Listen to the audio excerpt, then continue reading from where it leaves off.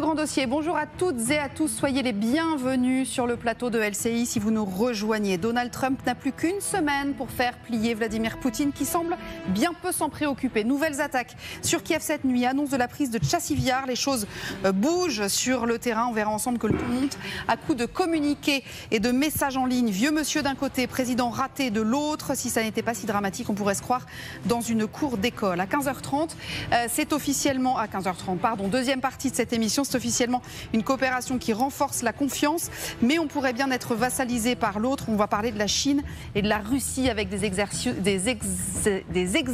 militaires qui vont se dérouler à partir de dans les semaines qui viennent plus précisément. On se parle de tout cela dans un instant. D'abord, je vous le disais, frappe massive encore une fois la nuit dernière sur la ville de Kiev.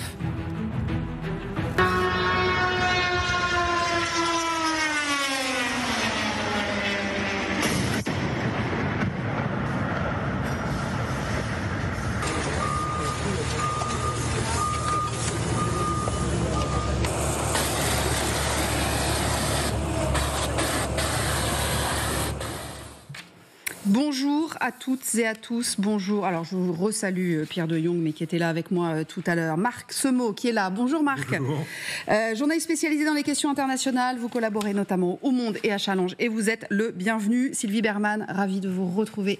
Bonjour Sylvie, ancienne diplomate, ambassadeur notamment de France en Russie, auteur de L'ours et le dragon aux éditions Talendier. Vincent Hugeux, que je suis ravie de retrouver. Bonjour Vincent, grand reporter et essayiste. Merci infiniment d'être avec nous. Je voudrais simplement vous préciser que si François Bayrou prend la parole lors de son déplacement sur la thématique, il est dans un déplacement sur Tracfin, il est possible qu'il parle des droits de douane. On prendra évidemment sa déclaration, voire les questions-réponses, parce qu'on a évidemment envie d'entendre le Premier ministre sur ce sujet-là.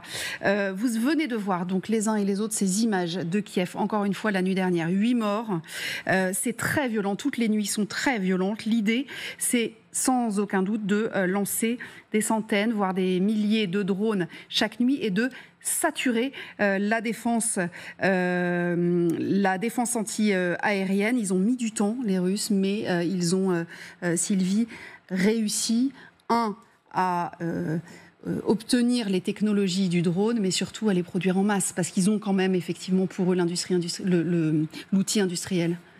Oui, tout à fait. Au début, ils ont dû se fournir en Iran, mais ensuite, ils ont installé les usines en Russie même. Ils ont fait des progrès également sur le plan technologique, sur le brouillage des drones ukrainiens, sur leurs propres drones. Et ils ont effectivement cette capacité aujourd'hui de saturer le ciel de Kiev. Alors, d'une certaine manière, on se demande pourquoi. Parce que autant progresser sur le front est compréhensible et il progresse très très lentement. Pourquoi s'attaquer à Kiev comme ça? S'ils espèrent faire céder la population, l'intimider, ça n'a jamais marché avec les Ukrainiens. Donc on a l'impression que c'est un peu de la provocation pure et simple. Bien évidemment, il y a colonel Pierre de Jong, c'est toujours la même tactique, c'est-à-dire une nuée de drones alimentée aussi par des leurres. Parce que ce sont les leurs, en fait, qui, pour le coup, coûtent moins cher, effectivement, que des drones et qui permettent de saturer complètement le ciel. Aujourd'hui, avec le système industriel russe, ils sont capables de produire des chaînes, entre autres, en quantité quasiment illimitée. Le problème, en fait, qu'il y a aujourd'hui, c'est l'amélioration de la technologie. Vous savez, c'est une technologie qui évolue quasiment sans arrêt, toutes les semaines, toutes les heures, tous les mois, etc. Donc, en fait, il faut adapter cette technologie. Aujourd'hui, la stratégie russe, elle est simple. Ils ont probablement des drones pas très précis. Je pense qu'ils n'ont pas fait l'effort sur les précisions. Par contre, c'est le nombre. Donc, il y a un système de saturation qui fait que cette saturation provoque par la force des choses, même quand vous en détruisez quelques-uns, vous avez toujours quelques-uns qui passent. Donc cette saturation fait que vous avez des dégâts quasiment obligatoires sur des villes, parce que ça va tomber, etc. On les contrôle moins, sachant encore une fois, rappelons-nous qu'un drone, il est géré par deux choses. Par les coordonnées GPS qui ont été introduites à l'intérieur du drone, et avec un opérateur qui va gérer le drone. Donc quand on envoie un drone à 3h du matin en pleine nuit, c'est sûr que la précision n'est pas là. Donc c'est vrai que cette saturation provoque des effets effets collatéraux sur les populations civiles relativement importants. Et Vincent, au début, dans les premiers mois, voire même la première année de cette guerre, la défense antiaérienne ukrainienne arrivait à intercepter les 90% de ce qui était envoyé par les Russes. On est tombé à des chiffres beaucoup plus faibles maintenant. Et c'est le corollaire de cette stratégie de saturation par les nuées, les essaims de drones. L'agence France-Presse a publié hier un reportage absolument saisissant d'une de ses équipes dans la région de Dnipro qui montre l'épuisement des défenseurs ukrainiens par rapport justement à cette intensité. Dans un premier temps, on a eu une dépendance à l'importation iranienne avec les Shahed, on le rappelait, puis désormais les Russes sont très fiers de produire ce qu'ils appellent des Geran 2, ça signifie géranium en russe, c'est un... Charmant. Poétique achevé. Ils ont d'ailleurs poussé le zèle jusqu'à publier, diffuser un reportage qui est assez rare sur ce qu'ils appellent eux-mêmes la plus grande usine de drones du monde et la plus secrète. Pas si secrète que ça, puisque les images ont été largement répandues. Mais il y a aussi effectivement ces drones-leurs qui s'appelaient les drones Gerbera, qui aujourd'hui ont une variante avec des caméras, donc pour faire du repérage et aussi parfois de l'armement. Donc il y a une sophistication, ce qui explique très bien d'ailleurs le commandant de l'unité ukrainienne cité par l'AFP, c'est qu'eux, ils tirent avec quoi ? Ils tirent avec des mitrailleuses de la Seconde Guerre mondiale, parce que évidemment ils sont astreints à beaucoup d'économies. Vous n'allez pas dépenser un système anti-aérien extrêmement coûteux et d'ailleurs relativement peu performant par rapport à ce qui se passe sous les écrans radars pour essayer de choper quelques drones alors qu'il y en a des centaines et que vous devez être évidemment très attentif à la gestion de ces systèmes anti-aériens qui prioritairement vont évidemment tenter d'intercepter des missiles et non pas des drones. Donc ils sont vraiment dans cette difficulté intense que l'on vient de dépeindre à l'instant. Marc ? Oui, et en plus, outre ces Geran 2, maintenant il y a le Geran 3 qui vole beaucoup plus haut et qui va beaucoup plus vite, 700 km/h, 200 en revanche pour le Geran 2, ce qui fait qu'il est beaucoup plus difficile à intercepter. Et de fait, le problème des Ukrainiens aujourd'hui au niveau de leur défense aérienne est là. Même si eux produisent énormément de drones, même si eux produisent quasiment maintenant la moitié de leur armement, même si eux produisent des drones anti-drones, parce qu'on ne va pas effectivement utiliser les missiles Patriot pour abattre des drones. Malgré ça, compte tenu de la saturation, ça passe, ça fait des morts. Et il y a clairement, je crois, de la part de la Russie, alors qu'elle grignote sur le terrain, alors Chavillard est peut-être tombé, pas tombé, on est au bord d'eux, mais en tout cas, ils n'ont même pas reconquis depuis l'offensive à grande échelle 1 ou 2% du territoire ukrainien par rapport à ce qu'ils contrôlaient en février 2022. Et donc, les villes, frapper de terreur les villes, parce que c'est des bombardements de terreur, avec en plus le système de on fait une première frappe, les secouristes arrivent, on en fait une deuxième, vise clairement à terroriser, et ça ne marche pas, parce que... Et ça n'a jamais marché nulle part, d'ailleurs. Il y a deux choses. Peut-être évoquer le fait que, on l'évoquait tout à l'heure avec vous, Pierre, le fait que, au bout de 3 ans de guerre, les civils ne vont pas systématiquement dans les abris anti-aériens parce qu'ils sont bombardés à longueur de temps. Mais juste une chose, quand je vous écoute les uns et les autres, c'est horriblement cynique, et pardon, mais moi, je me souviens, Sylvie, quand on parle de saturation, j'ai l'impression qu'on vit avec les drones, ce qu'on a pu vivre, par exemple, sur les assauts sur Bakhmout, de saturation en hommes, avec des soldats de mauvaise qualité. On avait parlé de hachoirs à viande, on se souvient de ça. C'était exactement la même technique, en fait. C'était un peu ça. C'est la masse. On joue la masse. De toute façon, c'est un peu la tactique russe, avec les hommes, avec les armes, avec les chars, sauf que là, ils n'utilisent pas de chars. Mais simplement, ce qui se passe, c'est que c'est ça qui fait réagir Trump et menacer Vladimir Poutine de sanctions. Si ça avait été simplement la poursuite d'attaques sur le front, je pense qu'il n'aurait pas bougé et qu'il n'aurait pas dit que Mélania trouvait ça horrible qu'on attaque des civils. Et ce facteur de la masse est la chose qui, d'une certaine façon, est le plus grand défi pour les Occidentaux. Non seulement parce que c'est tout un modèle d'armée de défense qu'il faut repenser, mais surtout en matière d'intimidation. Le fait que les Russes aient montré depuis 3 ans et demi, 3 ans, leur capacité à sacrifier 200 000, même peut-être plus, d'hommes, est quelque chose qui aucun pays occidental n'est prêt à faire de tels sacrifices. Et donc, la masse d'hommes que l'on est prêt à sacrifier, la masse de chair à canon est, quelque part, quelque chose qui est peut-être encore plus dissuasif vis-à-vis de l'OTAN que l'est l'arme nucléaire russe, où au niveau du nucléaire, il y a un équilibre de la terreur. Mais là-dessus, on ne peut pas suivre. C'est effectivement extrêmement efficace. Alors, il y a autre chose. Là, on voyait les images sur Kiev. Ils affirment, vous l'avez évoqué, Marc, avoir pris Chassiviyar. On va aller au Barco ensemble, colonel, si vous le voulez bien, parce qu'on a besoin de comprendre. Alors, attention, je précise une chose. C'est que eux disent qu'ils ont pris Chassiviyar, les Ukrainiens le démentent. Ceci dit, ça fait quand même au moins 16 mois, quasiment 18 mois, que les Russes tentent de prendre cette ville. Alors, on vous a mis l'Ukraine en entier, parce que c'est intéressant de voir où est positionné Chassiviyar. C'est au centre du dispositif, dans l'oblast de Donetsk. En fait, il manque malheureusement de deux villes. La ville de Bakhmout, qui est juste on va zoomer dans la carte, on va la voir. Un petit peu à l'est, et qui est très intéressante. Pourquoi ? Parce que la ville de Bakhmout a été prise effectivement en mai 2023 par Wagner. À partir de là, ça a permis aux Russes d'avancer en direction de l'ouest, en direction du Dniepr. Et là, qu'est-ce qui se passe ?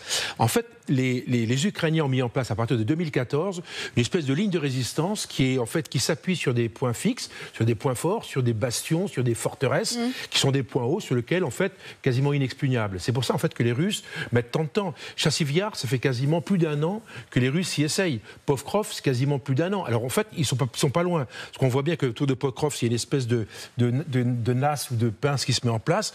Chassiviyar, c'est plus direct. En fait, très concrètement, ils sont en train de le prendre. Ça fait en fait 12 ou 13 mois qu'ils sont dessus. Quel est le problème de la prise de Chassiviyar et de Pokrov ? C'est qu'en fait, vous avez cette espèce de ligne haute, une ligne de terrain, si vous voulez, sur laquelle sont implantés ces points fixes ou ces points forts.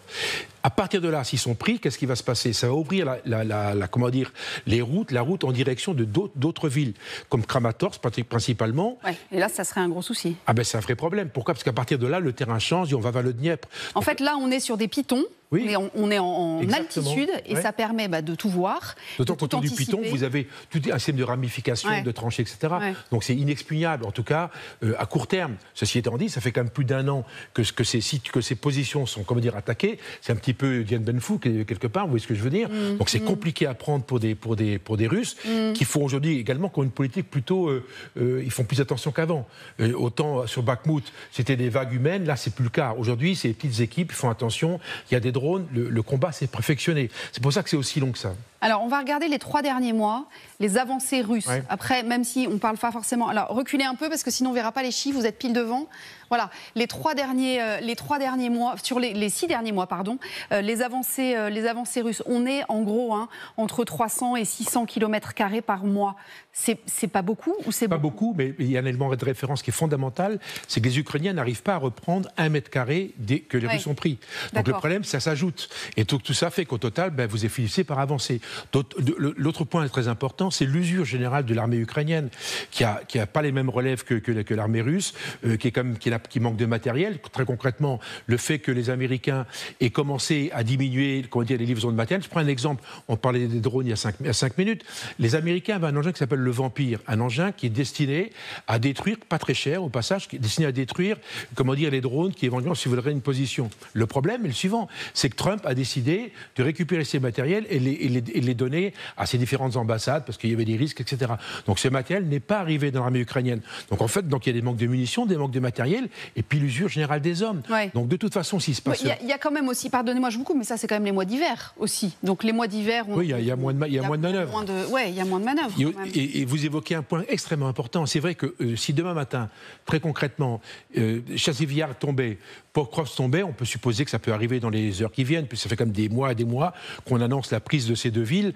Il pourrait y avoir un effet d'ouverture, et là, les Russes pourraient éventuellement manœuvrer, pour la première fois depuis assez longtemps, et pourraient se précipiter dans une brèche et éventuellement lancer cette fameuse grande offensive d'été qui est attendue. Donc c'est pas impensable que la manœuvre prenne ses droits à partir de là. Parce qu'encore une fois, les Ukrainiens ont vraiment mis en place cette ligne de position de premier échelon qui tient les Russes. Le problème derrière, c'est le deuxième échelon. Dans une bataille, vous avez différents niveaux, différents échelons. Premier échelon, c'est Chassiviyar avec Pokrov, et derrière, vous avez Kramatorsk. Donc le problème, après, qu'est-ce qu'on fait ? Vous avez les états-majors, des flux logistiques, des hôpitaux, etc. Donc tout ça, ça va se décaler d'une cinquantaine ou une centaine de kilomètres. Donc ça va totalement déstabiliser l'ensemble du front. Oui, allez-y Vincent. Juste un petit on vient vous voir parce que sinon vous allez vous tourner, on ne vous voit plus. Oui, un petit complément sur Chassiviar. En termes de population, il faut avoir à l'esprit que ce que conquièrent éventuellement les Russes aujourd'hui, c'est un champ de ruines.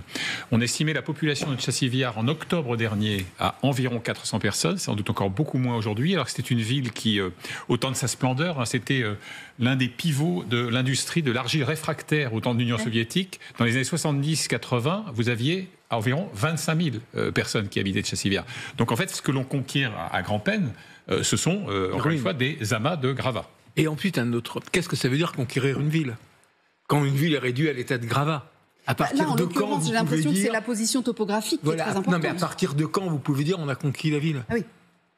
On peut, globalement, tant qu'il y a une résistance ukrainienne qui continue, l'île n'est pas conquise. Ensuite, effectivement, il y a cette position en hauteur. On peut installer ses positions à ce moment-là, tout ce qui peut en découler au point de vue stratégique. Mais même d'un point de vue stratégique, la ville a aussi perdu de son importance, avec les drones qui maintenant ont une portée beaucoup plus longue, etc. Donc, il y a effectivement la possibilité de la percer, mais ce n'est plus autant que ça l'a été il y a encore un an ou deux, un véritable verrou stratégique. Et c'est un balcon. Il faut savoir que Chassiviar et Pokrov, c'est un balcon, ça s'appelle comme ça. Et ce balcon, quand vous le prenez, ce balcon permet d'avoir une autre manœuvre qui se met en place et qui est simplement différente de celle qui se passe aujourd'hui. Donc c'est pour ça que c'est relativement compliqué. C'est pour ça que les Ukrainiens aujourd'hui, pour eux, c'est un souci. C'est pour ça qu'ils essayent de tenir. Alors malheureusement, c'est consommateur en hommes et en matériel, mais c'est vrai que perdre ce genre de point fixe, c'est extrêmement déstabilisant pour la manœuvre future. Et ça va favoriser, ça va redonner de l'allant à la manœuvre russe par la force des choses. Et en plus, on est l'été, il ne faut pas oublier ça. Oui, c'est ça. Donc on verra ce que ça donne dans les jours qui viennent. Mais effectivement, Sylvie Bermann, ça peut... si c'est... Ben oui, on voit le drapeau là. Alors après, ce sont des images de la propagande russe. Et effectivement, ça ne dit pas rien du fait que c'est totalement pris. Mais bon, ça donne une idée. Non, mais c'est ce que je voulais dire. C'est que ce qui est important pour les Russes, au-delà de l'aspect stratégique et logistique, c'est de planter le drapeau. Pour eux, c'est très symbolique et c'est ce qu'ils veulent faire. C'est ce qu'ils ont fait à Bakhmout, c'est ce qu'ils ont fait à Avdiivka, c'est ce qu'ils ont fait dans toutes les localités qu'ils ont occupées. Et les Ukrainiens peuvent dire bon, on est encore là, on continue à résister, mais en réalité, c'est terminé. D'ailleurs, après ces villes, on n'en entend plus parler. Mais Vincent, quand même, parce que je me souviens, moi, d'en avoir beaucoup parlé au moment de Bakhmout, si cette ville-là tombe, enfin si les Russes en tout cas, puisqu'encore une fois il ne reste pas grand-chose de cette ville moyenne, taille moyenne, juste avant la guerre c'était 12 000 habitants je crois, si les Russes peuvent y installer leur position, c'est la porte ouverte vers Kramatorsk et Sloviansk, et alors là, comme l'a dit Pierre de Jong tout à l'heure, là on a une vraie problématique de survie des positions ukrainiennes. Avec un impact au-delà de la tactique, de la stratégie, un impact psychologique. Sur le moral à la fois des combattants, exténués, comme on le sait, mais aussi des populations civiles. Il y a une loi que vient de promulguer Zelensky, dont on parle un peu moins que l'autre, dont il sera question plus tard. C'est une loi qui permet, en fait, à des hommes de plus de 60 ans, je dis bien plus de 60 ans, sans limite d'âge ultime, de servir. Alors, évidemment, pas comme des combattants sur le front, c'est dans des fonctions dites non combattantes, mais c'est aussi le reflet et la rançon de l'échec relatif des tentatives qui ont été faites par les autorités ukrainiennes pour inciter des jeunes à s'enrôler, en abaissant le âge minimal, au contraire, ou en ayant des incitations pour leur avenir professionnel, en allongeant la durée des permissions hypothétiques, etc. Donc on parlait tout à l'heure de pénurie de matériel au sujet de la maîtrise de l'aérien, mais il y a aussi, et ça on le sait, le ratio là-dessus est accablant, il reste une pénurie d'hommes que pour le moment l'Ukraine ne parvient pas à endiguer. La semaine dernière, Volodymyr Zelensky lançait un appel aux Européens, enfin aux Occidentaux de manière générale et principalement aux Européens, en disant aidez-nous à leur payer des primes, parce qu'à un moment il va falloir qu'on... Mais il y a quand même une histoire d'échec, du gouvernement ukrainien à ne pas mobiliser, parce que la mobilisation générale, elle a été sonnée. Ça a été un choix dès le début de dire on préserve notre jeunesse. Et donc au début c'était 27 ans. Oui, c'est vrai, puis ça a reculé petit à petit. Ça a reculé petit à petit, mais c'est d'ailleurs une des raisons, notamment du conflit qu'il y avait eu en 2023 entre Zelensky, le général Zaloujny et les Américains, Zaloujny, comme les Américains, voulait la mobilisation générale, disait qu'il fallait plus d'hommes. Zelensky s'y refusait. Il a baissé l'âge un peu, mais on est quand même aujourd'hui en moyenne.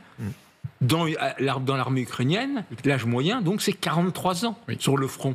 Et en Russie, ce sont des gens d'un certain âge, en plus des gens de province, des paysans, etc. Donc, outre le manque en termes d'hommes, ça crée aussi potentiellement une cassure sociale. Parce que là où la France en 14, tout le monde était au front de la même manière, là, ça crée une différence au sein de la société ukrainienne entre les villes, les classes urbaines, les classes moyennes, etc. et ceux qui payent le plus lourd tribut. Alors, par exemple, il y avait un contrat qui avait été proposé pour les 18-24 ans. On descend encore un cran dans l'échelle des âges, 18-24 ans avec des incitations financières. Eh bien, ce contrat proposé n'a pas du tout eu le succès et l'écho escompté. Oui, c'est ça. On va continuer. Alors, on va surveiller tout ce qui nous vient de cette région-là, évidemment, dans les jours à venir, parce que c'est bien entendu fondamental.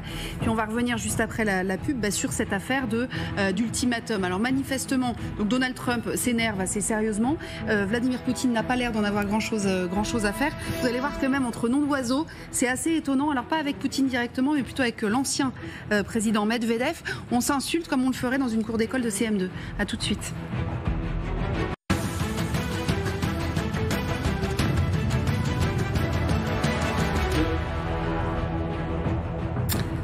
Deuxième partie du grand dossier. Dans un instant, on va revenir sur les négociations, en tout cas l'ultimatum lancé par Donald Trump à Vladimir Poutine. D'abord, l'essentiel de l'actu et la compagnie Ryanair, compagnie irlandaise, qui annonce supprimer 3 dessertes en France dès l'hiver prochain à cause de la hausse de la taxe de solidarité sur les billets d'avion. Elle s'applique sur les vols intérieurs et internationaux. La ministre déléguée chargée du tourisme était sur TF1 ce matin. Elle s'est dite favorable à la suppression de cette taxe aérienne, mais elle a quand même estimé que la compagnie faisait preuve d'opportunisme en invoquant cette taxe pour supprimer 3 dessertes régionales en France. Dans le Maine-et-Loire, c'est assez rare. Une retraitée de 78 ans est morte, victime du botulisme. Ça s'est passé dans la nuit de lundi à mardi. L'intoxication proviendrait de conserves de carottes qu'elle avait elle-même préparées. 5 autres personnes ont été contaminées. L'une d'entre elles est toujours en réanimation dans un état grave. Et puis une image qui nous fait plaisir et qui nous vient de Singapour, celle de Léon Marchand. Il avait pulvérisé le record du monde hier. Il a remporté aujourd'hui la finale du 200 mètres 4 nages. Ce sont les mondiaux à Singapour. 2e meilleur temps de l'histoire pour aujourd'hui. Il avait fait le premier hier. C'est son 6e titre mondial et il a seulement 23 ans. Bravo Léon. Allez, on va poursuivre et parler de cet ultimatum. Donc, dans 8 jours, normalement, Donald Trump devrait réagir si Vladimir Poutine n'a rien fait pour stopper cette guerre en Ukraine. Justine Jankowski nous attend du côté de Washington. Merci d'être avec nous, Justine. Le président de la Chambre des représentants, donc à Washington, a menacé directement les Russes ces dernières heures.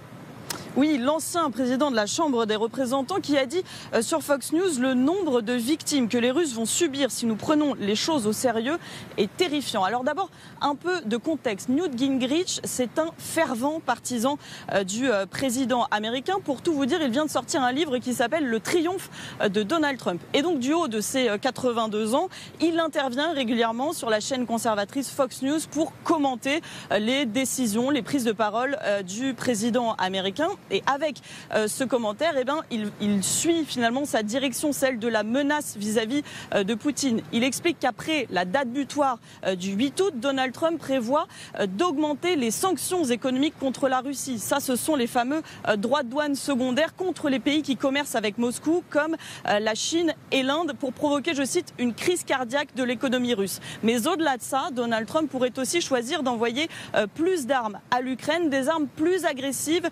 susceptible de frapper le territoire russe en profondeur.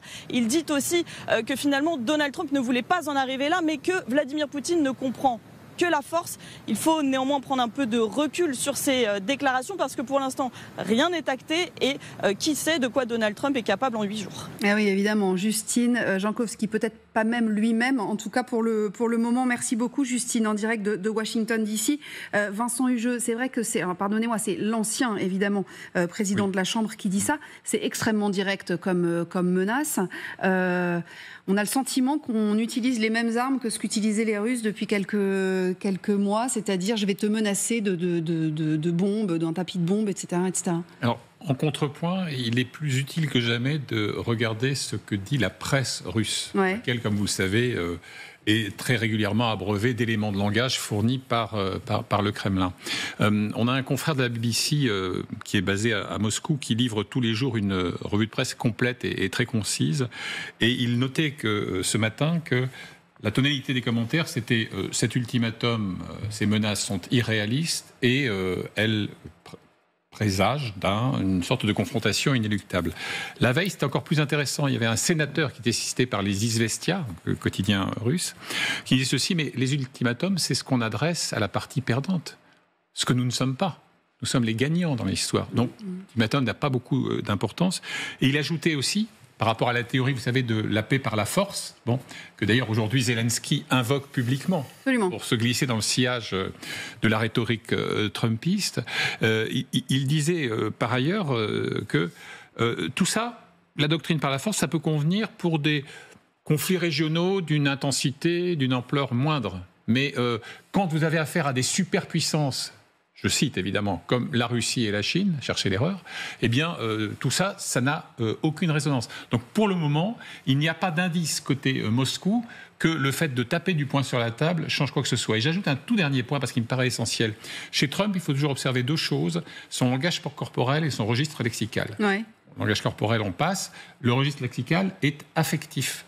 Il m'a déçu, c'était un brave gars. On s'entendait bien, on a eu des conversations formidables, et là on revient effectivement à un vocabulaire de préado, et non pas d'homme d'État. Alors, et en plus... Allez-y, après je voudrais les montrer parce que c'est vrai que c'est assez savoureux. Cette demi-phrase où il dit, si ça marche, lui-même, en même temps qu'il annonçait ces sanctions, il émettait l'hypothèse qu'elle ne marche pas. Oui, absolument, il le dit dans son avion, il dit on verra si ça marche. Sidérant. Il y a peut-être une chose où effectivement il a raison, c'est de se dire que Vladimir Poutine ne comprend que la force, mais il faut regarder d'un point de vue diplomatique effectivement ces échanges d'amabilité, ce que vous disiez Vincent à l'instant. Alors c'est pas entre Poutine et Trump, c'est entre Medvedev et Trump, ce qui est encore plus intéressant. On va commencer avec celle-ci, donc ça date d'il y a tout juste quelques jours. Trump joue le jeu de l'ultimatum avec la Russie, d'abord 50 jours puis 10. Il devrait se rappeler deux choses. Un, la Russie n'est ni Israël ni même l'Iran. Premier argument. Deuxième argument, chaque nouvel ultimatum est une menace et un pas vers la guerre. Non pas entre la Russie et l'Ukraine, mais avec son propre pays. Ne vous laissez pas entraîner dans la voie de Joe l'endormi. Joe l'endormi étant Joe Biden, Sleepy Joe comme l'appelle Donald Trump. Réponse de Donald Trump, donc on est hier. Disons à Medvedev, l'ancien président russe raté, qui se prend pour un président, de surveiller ses propos. Il s'aventure en terrain très dangereux, dont acte. Réponse de Medvedev aujourd'hui, je vous laisse intervenir Marc juste après. Si les propos de l'ancien président russe provoquent une réaction aussi nerveuse chez un président américain aussi redoutable, ça signifie que la Russie a tout à fait raison et qu'elle continuera à suivre sa voie. Et climax de cet échange d'amabilité, on va écouter ce que dit Madame Zakharova, puisque elle s'exprime devant les caméras, et on voit bien, avec sa prise de parole, que la Russie n'a aucunement l'intention de faiblir sur ses opérations. Regardez. Un nombre sans précédent de sanctions et de restrictions illégales ont été imposées à la Russie et à nos partenaires internationaux. Elles sont si nombreuses que les nouvelles menaces de restrictions sont pratiquement devenues monnaie courante. Cela ne signifie pas que nous les ignorons, nous y répondons bien sûr de différentes manières, nous en discutons. Mais il est désormais clair que l'Occident est pris dans une boucle. Si les réalités du système économique mondial nous empêchent de les ignorer complètement, nous savons comment résister à ces sanctions. Alors, ils assurent qu'ils pourront résister à ces sanctions. Juste une chose, Sylvie Berman, pour les échanges d'amabilité, on voit bien que Medvedev, il a repris le rôle de bad cop qui sort un peu des lignes, etc. Comme s'il fallait faire dégoupiller Trump, en fait, sur le vocabulaire même. Oui, tout à fait. Enfin, en même temps, il y a une chose qui doit indigner profondément les Russes, c'est cette idée d'ultimatum. Et quand il dit la Russie n'est ni l'Iran, ni Israël, je crois que c'est quelque chose qui est ressenti assez profondément. C'est une question de face, et je pense que tous les Russes le ressentent de cette manière. Au-delà de ça, c'est dire à Trump, nous, les sanctions, ça ne nous fait pas peur. On va continuer. Mais de toute façon, on a vu, après le 6e appel téléphonique entre Donald Trump et Vladimir Poutine, que Vladimir Poutine n'avait pas l'intention d'arrêter la guerre, qu'il avait des objectifs, qu'il entendait les atteindre, sauf qu'on ne sait pas exactement quels sont les objectifs. Parce que quand on dit il veut Kiev, c'est pas si simple que ça. Il ne va pas faire une guerre pendant 100 ans pour avoir Kiev.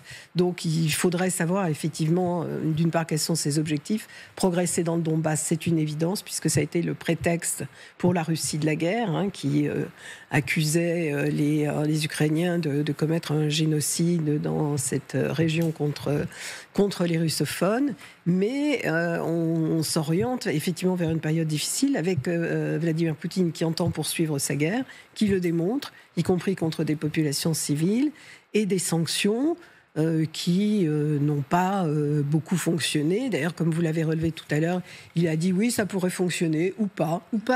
Et en réalité, comme beaucoup seront des... Alors d'abord, sur le commerce entre la Russie et les États-Unis, il est mineur, donc ça ne changera pas grand-chose. En plus, les Américains ont toujours besoin d'uranium enrichi russe. Et par ailleurs, pour les pays tiers, l'Inde et la Chine, ils n'ont pas l'intention de se soumettre. Mais c'est vous qui vous posiez la question tout à l'heure, colonel De Jong, sur vous me disiez je comprends pas. Et Trump lui a apporté sur un plateau d'argent ce qu'il réclamait en fait depuis le début, les oblasts, etc., Crimée comprise et tout. Et il va plus loin. Il n'a pas saisi l'opportunité. Je ne comprends pas où il va. C'est ce que Sylvie Berman disait à l'instant. Le problème, c'est qu'on ne sait pas ce que veut Poutine en finale. On ne connaît pas ses objectifs. On sait que l'objectif au tout début, c'est-à-dire février 22, ce qu'il veut, c'est Kiev. Renverser le gouvernement, placer un homme à lui. Mais il a jamais c'est la seule chose qu'on il a jamais dit exactement ce qu'il voulait. Le deuxième point, c'est que tant qu'il reste sur un modèle, d'opération militaire spéciale, on n'est pas sur un modèle total. Donc ça veut dire qu'il est sur un modèle il n'est pas sur un modèle absolu.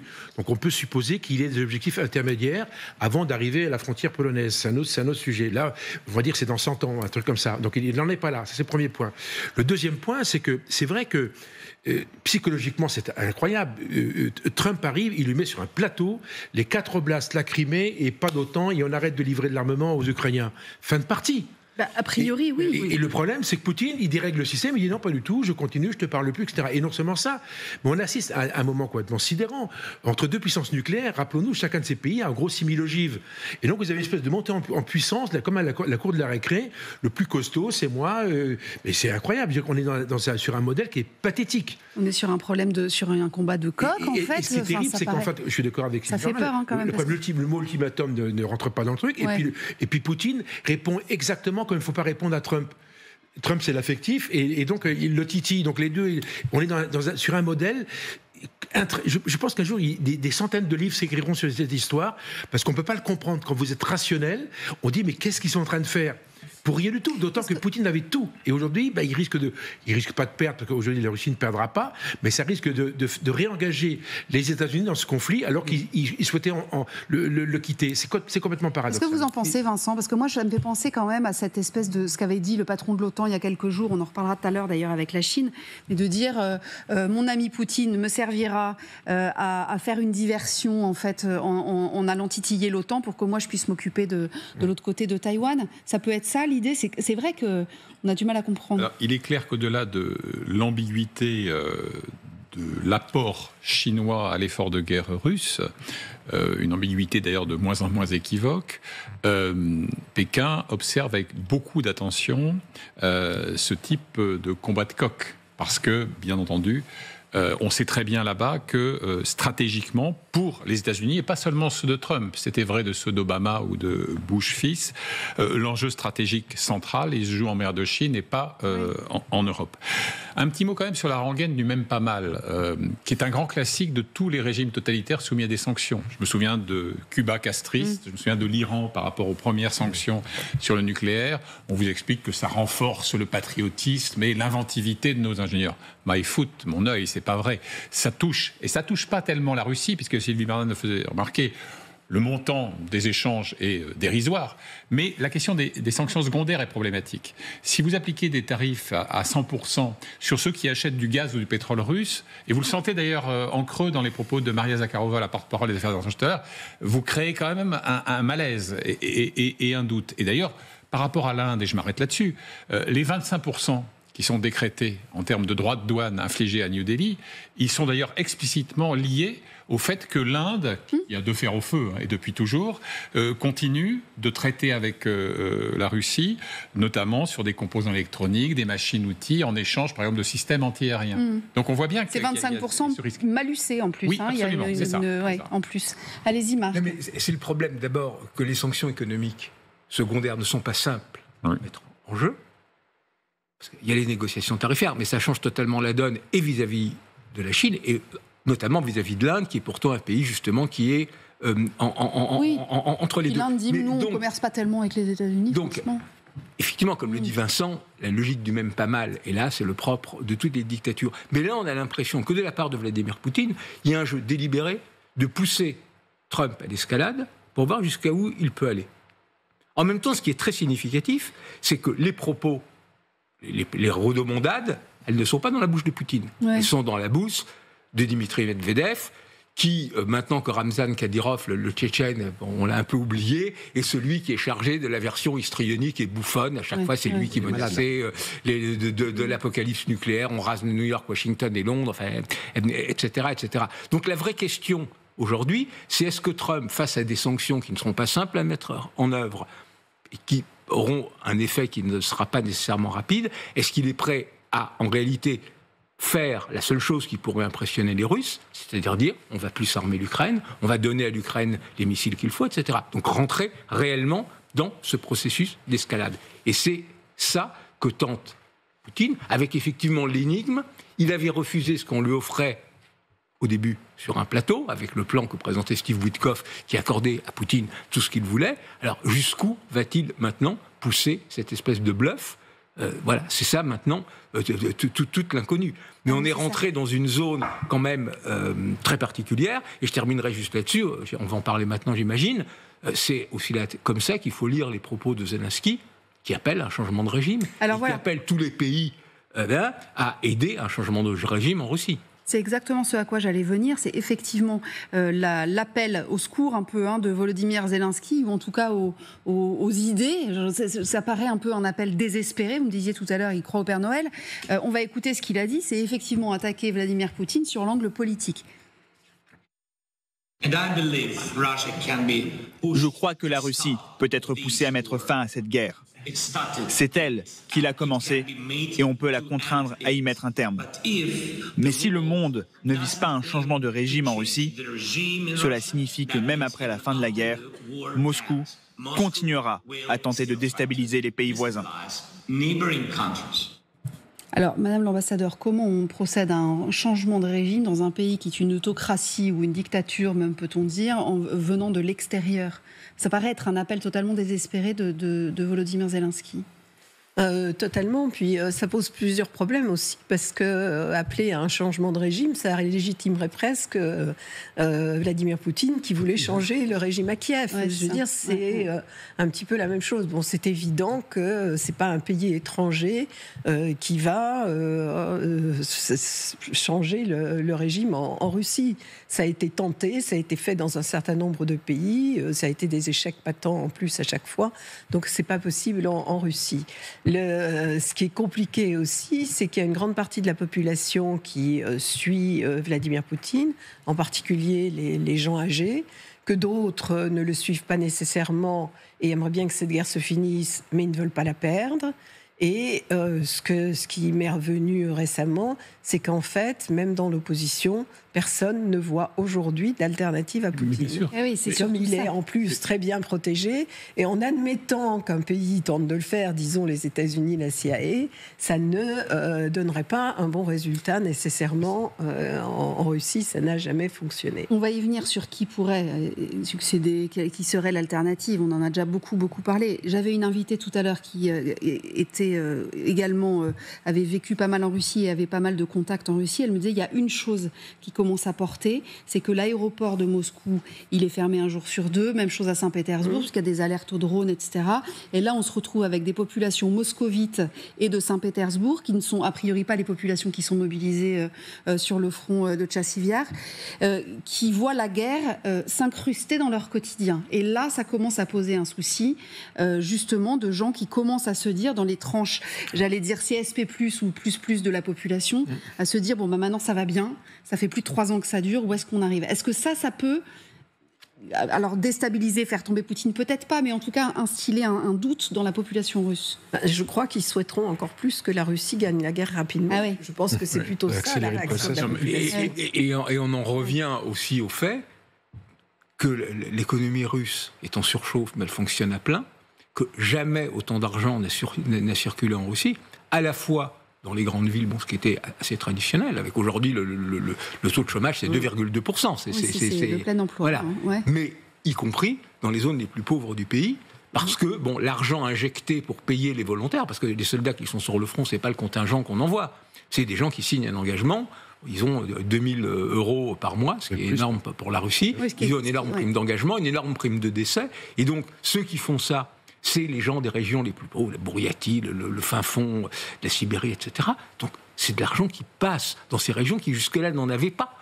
Et là-dessus, ça crée une espèce d'économie. Non seulement il y a une économie de guerre, mais il y a autour de l'économie de guerre, comme souvent ça arrive, un consensus. Il y a énormément de gens qui profitent de l'économie de guerre, et il sera extrêmement dur, après, de sortir d'ailleurs de l'économie. C'est ce que j'allais dire, c'est la question que j'allais poser. Comment on arrête une guerre ? Franchement, il faut remettre l'économie en ordre de marche, il faut réaccueillir tous ceux qui seraient partis sur le front. Il faut, je veux dire, quand bien même Vladimir Poutine aurait envie de rappeler tous ses soldats à la maison, ça se fait pas si simple. C'est pas si simple. Puis Zelensky se trompe fondamentalement. Je pense que c'est une erreur. Autant il dit des bonnes choses, autant là c'est une erreur. Pourquoi ? Parce que au-delà de l'opinion publique russe, qui aujourd'hui n'est pas, que je sache, n'est pas en train de manifester sous les tours du Kremlin, ça c'est sûr. Deuxième point, c'est que le cadre international où là, autant Poutine, du point de vue tactique et stratégique, on va dire c'est moyen, mais autant de cadre international est fabuleux. Pourquoi ? Il a réussi à marier Moscou avec Pékin. Acte 1, c'est un axe absolument incroyable. Deuxième point, toutes les opérations sur les BRICS, par exemple, sur le Sud global, c'est fondamental. Je veux dire que Zelensky, c'est pas son monde à lui. C'est le monde de Poutine aujourd'hui. Poutine a réussi, en fait, à se créer une espèce de matrice. Alors, elle n'est pas toujours favorable à 100%, mais on parlait de l'Inde il y a 30 secondes. Les Indiens, ils disent, voilà, nous, on va continuer de commercer avec les Russes et d'autres, etc., etc. Les Brésiliens, etc. Donc, qu'est-ce qui se passe aujourd'hui ? On a une espèce de Sud global qui va observer tout ça. En fait, le Zelensky, il est dans le monde occidental. Et les mondes occidental, c'est l'Occident collectif. C'est comme ça que les Poutine nous appellent. C'est quoi le monde occidental ? C'est les 32 pays de l'OTAN, c'est l'Ukraine, c'est Israël et c'est les pays d'Asie, la Corée du Sud, le Japon, l'Australie, etc. Donc c'est peu de pays. Donc l'ensemble, la majorité des pays du monde nous observent. Donc Zelensky ne peut pas dire ça. En disant ça, ici... D'ailleurs, les fameuses consultations à l'ONU, c'est ce qu'elle disait. À chaque fois, absolument. Oui. Ce qui me frappe le plus dans l'appel de Zelensky, c'est son anachronisme. Dire qu'il fait appel à un concept qui est totalement dévalué. Oui. Le changement de régime, le regime change, c'était un fantasme de néoconservateurs américains, c'était le fantasme de Bush fils et de Bush père sur l'Irak, sur Cuba, sur l'Afghanistan, etc. Ça n'a marché nulle part. Et il invoque effectivement une catégorie mentale qui est très hémisphère nord. Alors, à l'instant même où l'Ukraine essaye de jeter des passerelles avec le Sud. Et puis, deuxième point, quand même capital, changer de régime, mais au profit de qui, diable ? C'est ça. Est-ce qu'on a la certitude que l'on peut instaurer demain en Russie une démocratie scandinave ? Je ne crois pas vraiment. Est-ce qu'on connaît ceux qui pourraient incarner ça ? Encore moins. Et est-ce que celui qui succéderait à un Poutine hypothétiquement détrôné ne serait pas plus imprévisible, plus cruel et plus féroce que lui ? Donc je veux dire, c'est assez sidérant qu'un homme aussi habile que Zelensky dans sa communication publique ait pu commettre une erreur de cette nature. Alors là, ça nous amène à nous interroger de pourquoi Zelensky fait ça. Et c'est là que l'on sent une terrible faiblesse. C'est une espèce de conscience que malgré le fait que, effectivement, les Russes n'ont réussi jusqu'ici qu'à grignoter une toute petite partie du territoire, malgré le fait que, finalement, l'Ukraine aura des armes, etc., il y a cette espèce de conscience d'une guerre qui est de plus en plus impossible de gagner, et surtout même qu'il est impossible de créer un rapport de force tel qui permette de négocier en position plus ou moins favorable. Le positionnement de la Russie là-dedans, dans ce sud global dont vous parliez à l'instant, tous et même sur la planisphère tout entière, elle se pose aussi peut-être, la question se pose aussi peut-être de ces alliances. Pourquoi on parle de ça ? Parce que dans les semaines qui viennent, il va y avoir un exercice, encore un exercice militaire conjoint entre la Chine et la Russie. Alors je vous rassure tout de suite, c'est un exercice qui a lieu tous les ans depuis, je crois, 2012, donc c'est absolument classique, ce qui est évidemment une preuve quand même de rapprochement entre les deux pays. Je vais vous faire écouter ce que dit le ministère chinois de la Défense, ce que dit Vladimir Poutine, et puis ensuite on ira chercher effectivement, quand on dit souvent que le diable se niche dans les détails, il y a quand même une certaine méfiance des Russes vis-à-vis des Chinois, et c'est assez intéressant à discuter et à développer. Écoutez d'abord le ministre chinois de la Défense.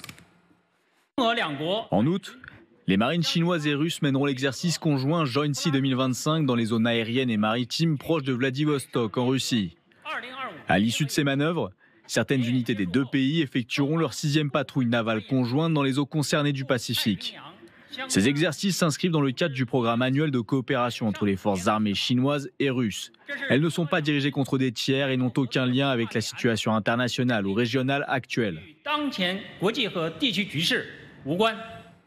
Alors évidemment, ça sert à renforcer la confiance mutuelle. Vladimir Poutine le dit, on se soutient l'un l'autre mutuellement.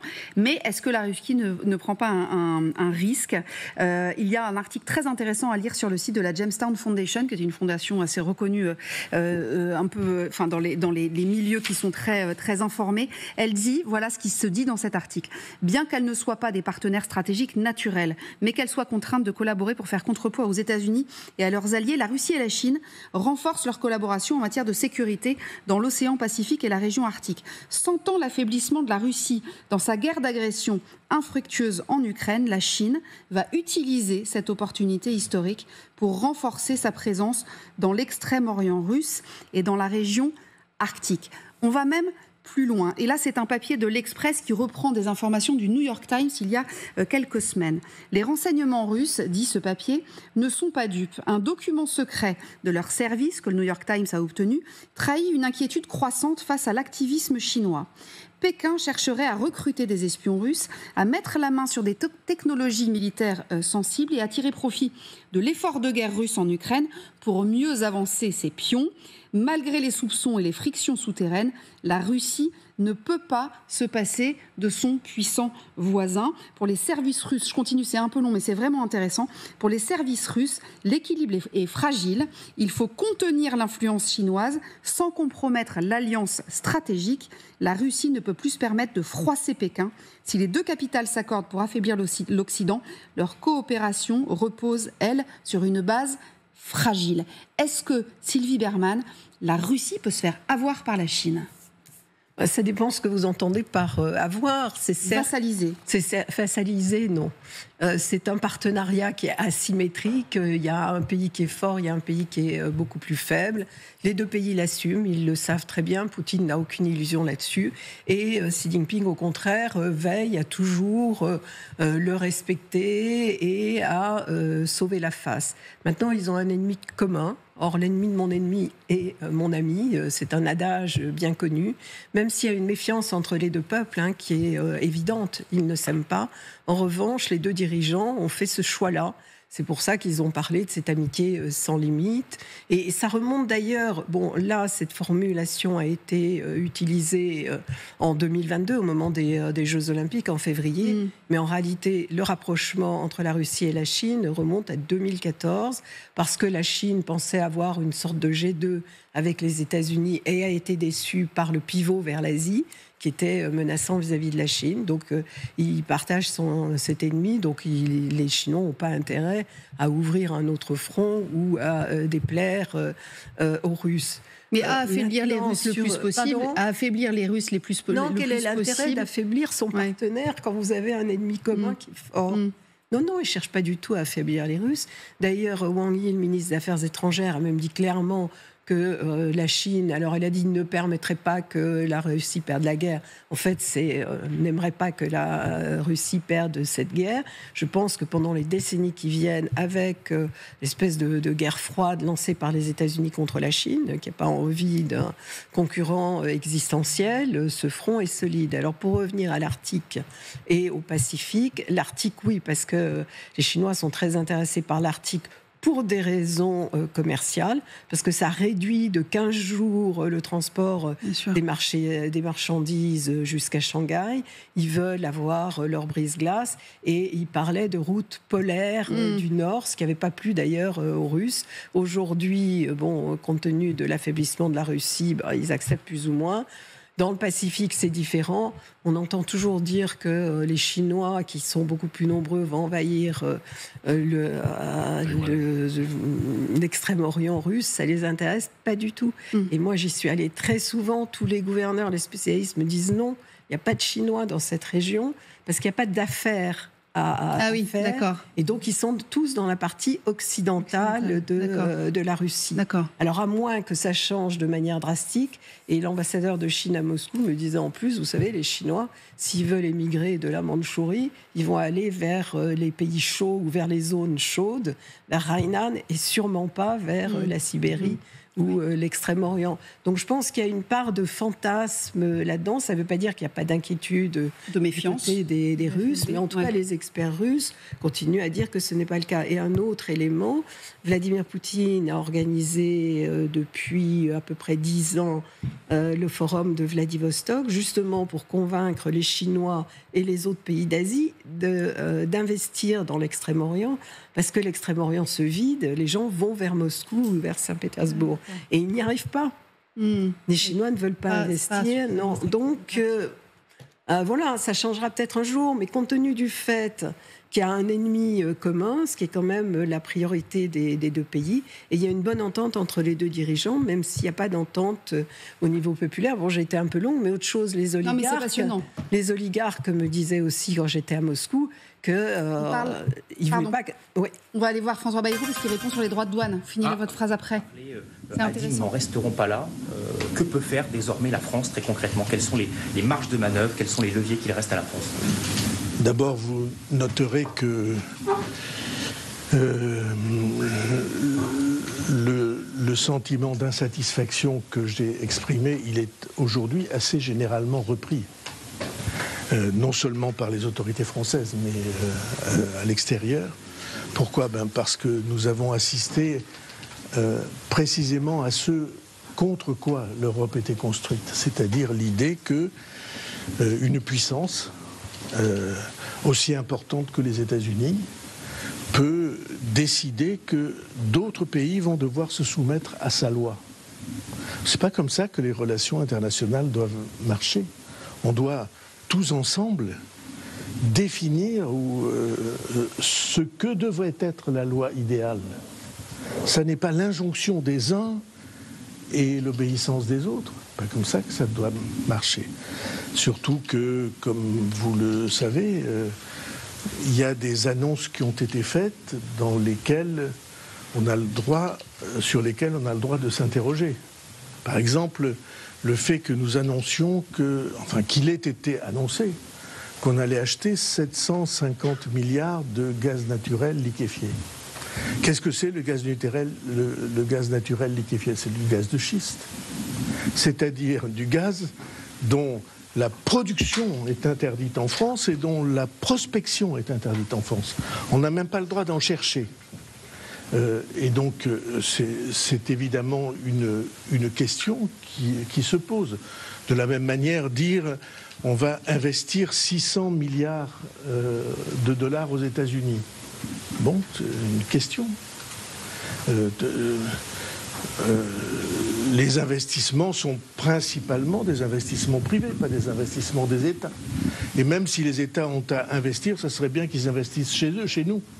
Ça serait bien que l'Europe investisse en Europe. Et donc, le sentiment que j'ai traduit de manière peut-être explicite, c'est un sentiment que beaucoup de citoyens européens ressentent. Parce que les citoyens européens il pense que le rôle principal de l'Union européenne, c'est précisément d'équilibrer les relations internationales pour qu'il n'y en ait pas qui exigent et d'autres qui se plient. Et c'est vrai aussi sur les droits de douane, parce qu'il faut ajouter aux droits de douane la dévaluation très importante du dollar américain, qui fait que ça renchérit beaucoup et que vous voyez bien que la crainte qu'on peut avoir, c'est que cette politique, elle cherche à exclure les productions européennes du marché américain. Au fond, c'est ça. Puisque c'est vrai, les consommateurs américains vont payer plus cher les produits européens, ça invite donc à prendre moins de produits européens dans la consommation des États-Unis. Il y a là donc des questions qui se posent. Est-ce que c'est la fin de l'histoire? Je ne le crois pas. Je pense que, et le président de la République l'a dit, il a raison, parce qu'il faut un processus encore pas totalement élucidé de ratification de ces accords. Il y a à vérifier quelle est la portée exacte de ces accords, et les États auront d'une manière ou d'une autre leur mot à dire sur ces accords, même si, pour l'essentiel, c'est la décision américaine sur les droits de douane qui s'applique aux États-Unis qui est le déclencheur. Vous appelez le président à ne pas voter en Conseil européen ce texte pour l'État. Je vous promets que si j'ai des choses à dire au président, je lui dirai, au président de la République, je lui dirai de vive voix. Je sais que toutes les autorités françaises, et en particulier le président de la République, ont été ceux qui se sont battus le plus contre des concessions qu'on considérait comme excessives. Est-ce que nous avons été un peu seuls? Oui.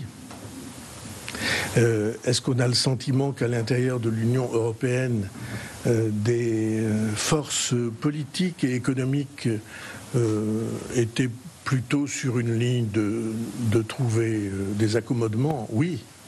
Est-ce que c'est la voie de l'avenir de l'Europe? Ceci est une autre question. Et moi, je crois, comme citoyen, comme responsable politique, comme responsable du gouvernement, je crois que la voie pour l'Europe est une voie d'affirmation et de résistance quand il faut, et de fierté le plus souvent possible, parce que ça compte beaucoup qu'une entité politique comme celle que nous avons construite avec l'Union européenne ait la fierté de ce qu'elle est, et qu'elle n'apparaisse pas comme dépendante de décisions prises à l'extérieur d'elle. Une autre question d'actualité, on parle beaucoup du renseignement, mais là aussi pour ça, pas seulement financier. Est-ce que vous pensez qu'il y aurait un renforcement du contrôle du profil des réfugiés qui viennent en France? On a parlé de cette étudiante gazaoui à Sciences Po Lille qui a tenu des propos antisémites. Est-ce qu'il faudrait peut-être un meilleur renforcement des services de l'État sur le profil? Alors, on va juste rester sur l'affaire des taxes. La question ne concerne pas cette affaire-là pour le moment, mais je voudrais qu'on garde cette prise de parole de François Bayrou sur les taxes. Renaud Pilat est avec nous, Mathilde Guénégan également. Il y a une chose quand même qu'il dit là, il y a tout juste quelques minutes, Mathilde, il dit oui, sur les concessions qu'il y a eu à faire, on a été en pointe, le président de la République a été en pointe justement pour essayer de négocier ce genre de choses, et il l'avoue, il dit on a été un peu seul. Nous en France, on a été un peu seul. C'est-à-dire quoi, que la France était seule contre 26 ? C'est la question qu'on pose depuis le début sur cet accord. Au final, quelles ont été les concessions? Sur quoi on allait vraiment se battre? Et là-dessus, on a très peu d'informations du côté de Bercy depuis dimanche. Là, le Premier ministre commence à donner des éléments, de se dire que visiblement, les intérêts des Français n'étaient pas les intérêts des autres, et on n'a pas gagné dans le bras de force. Ça mériterait qu'il nous donne un petit peu plus de précisions sur les thématiques. Et on voit dans sa prise de parole le début de la riposte, notamment sur les chiffres. Parce que il y a, du côté de Bercy, on m'expliquait que vous saviez, avec Donald Trump, il en fait toujours beaucoup quand il y a un accord, et il y a un vrai côté marketing. Et là, on commence un petit peu à faire du fact-checking en quelque sorte sur notamment les chiffres annexes de cet accord qui ont été donnés, et ça commence à être l'argument, l'élément de langage qui revient dans la bouche des conseillers de l'exécutif et même du Premier ministre, de se dire sur l'achat de l'énergie, c'est 150 milliards qui ont été annoncés, et à Bercy, on nous disait déjà hier, mais en fait, c'est un chiffre qui est complètement illusoire parce que c'est 3 fois plus ce dont on a besoin. Ah oui, donc en fait, ça c'est basé sur pas vraiment une réalité économique.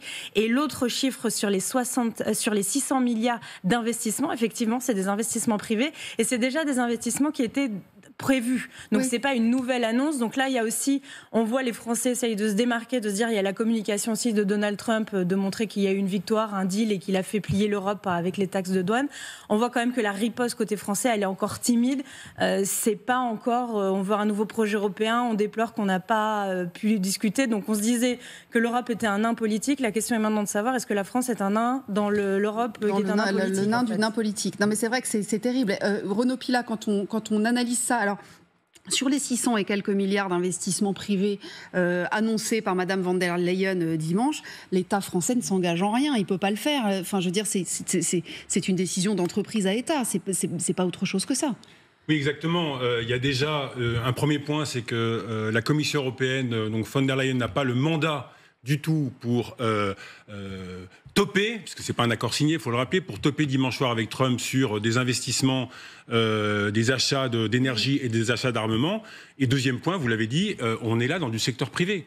Donc on va pas. La problématique, c'est que pour Trump, dans la tête de Trump, si j'ose dire, toper, c'est toper. Oui, mais si on regarde bien, on n'a pas forcément le temps, mais si on regarde bien ces dernières années, il y a déjà eu des accords qui ont été signés avec les États-Unis où il y avait comme ça des promesses d'achat, des promesses d'investissement. La première année, les Américains regardaient, et puis progressivement, de moins en moins. Et là, les sommes sont tellement astronomiques, et y compris pour les Américains qui ne pourraient pas du tout fournir en pétrole et en gaz, qui a été apparemment décidé, tout ça, à mon avis, n'est pas l'essentiel. Je reviens à l'essentiel sur les droits de douane et sur les propos de François Bayrou. On voit déjà qu'il baisse d'un ton, si je puis dire, François Bayrou, par rapport à lundi. Lundi, il parlait d'un jour sombre pour l'Europe. On est passé cet après-midi à un sentiment d'insatisfaction. Donc il y a déjà de la poussière qui retombe. Sentiment d'insatisfaction. Deuxièmement, pour le Premier ministre, européen depuis toujours, il s'adresse aux Européens et aux Français en disant c'est pas cette idée-là que je me fais de l'Europe. Donc là, il a une argumentation très politique pour les échéances à venir contre les eurosceptiques. Et puis dernier point qui me semble le plus important, et là ça apporte à discussion, c'est que François Bayrou affirme que ce n'est pas comme ça que fonctionnent les relations internationales et les relations commerciales, ce qui a été fait dimanche soir. Mais malheureusement, nous avons changé de monde. Oui, c'est ça. Nous avons changé de monde. Et donc, c'est je ne vais pas reprendre un anglicisme, mais c'est du wishful thinking. C'est des vœux pieux désormais, parce que François Bayrou, me semble-t-il, devrait expliquer à nous tous, à nos compatriotes, qu'on a changé de monde et qu'on va devoir riposter avec des mesures urgentes à prendre à la rentrée au sein de l'Europe, et non pas continuer à réagir et à parler du monde d'hier. Sylvie Bermann, ceci dit, pardon, mais il y a des chiffres qui ont été publiés aujourd'hui. Donald Trump, il a pris la parole sur son réseau social en disant les États-Unis sont à nouveau grands et riches. Il a, semble-t-il, en tout cas, de ce qu'on en sait maintenant, trouvé la martingale. 87 milliards de recettes sur les 6 premiers mois de l'année avec cette affaire de taxes. L'année dernière, c'était 79 milliards. Donc, manifestement, effectivement. Et en plus, c'est une martingale géopolitique, si j'ose dire. On parlait tout à l'heure du Canada, par exemple. Vous voulez reconnaître la Palestine, vous allez payer des droits de douane supplémentaires. Donc tout est fait comme ça avec Donald Trump. Oui, absolument. Et à cet égard, il a gagné son pari. Ouais. Parce qu'en fait, il voulait augmenter des taxes pour alimenter le Trésor, pour pouvoir baisser les impôts des Américains. Et d'ailleurs, il leur avait dit, quand il y avait eu des critiques aux États-Unis, mais ne soyez pas impatients, ça va venir. Et effectivement, il est en train d'empocher, avec un certain nombre de pays, cette augmentation des droits de douane. Et au bout du compte, c'est des centaines de milliards de dollars qu'il va récupérer. Alors, on peut considérer que évidemment c'est pas les règles internationales, c'est pas les règles de l'OMC, mais que peut-on faire? Et là, en fait, ce qu'on constate aussi, c'est qu'il y a eu 2 rapports de force. Il y a eu le rapport de force entre l'Union européenne et Donald Trump, qui, évidemment, est plus fort, et un rapport de force interne à l'Union européenne, où là, c'est la France qui, effectivement, a été en situation de faiblesse. Regardez juste, je vous laisse la parole, regardez juste cette carte qu'on vous a préparée tout à l'heure sur les taxes, les taxes après accord. Vous avez les différents pays du monde pour lesquels les choses ont été tamponnées, ou en tout cas hand-checked, comme on pourrait dire. Allez-y, Oui, la victoire de Trump, elle est là. Ça. Il y a encore un an, ça. On était dans une moyenne de droits de douane mondiaux autour de 2%. Aujourd'hui, on est dans une moyenne, alors ça varie sur les pays, on le voit très bien sur la carte, autour de 20%, ce qui était impensable Et ce qui était impensable il y a un an est devenu aujourd'hui une norme, et les Européens, pour une grande partie d'entre eux, ont le lâche soulagement de dire finalement 15% c'est pas si mal, on avait déjà 5%, maintenant il y a 10% en plus, c'est gérable. De fait, il y a la Corée, le Japon, nous, et puis la Grande-Bretagne qui a dealé au minimum. Bon, juste une petite info, Mathilde, on nous disait à la sortie du Conseil des ministres hier que Emmanuel Macron allait parler, allait s'exprimer là-dessus. On n'a pas de nouvelles? Pas plus d'informations pour le moment, donc on surveille. On peut compter sur le service politique qui ne part pas en vacances. Mais bien sûr, le service politique n'est jamais en vacances, et je peux vous dire qu'on vous fait bien confiance, évidemment, pour surveiller tout cela.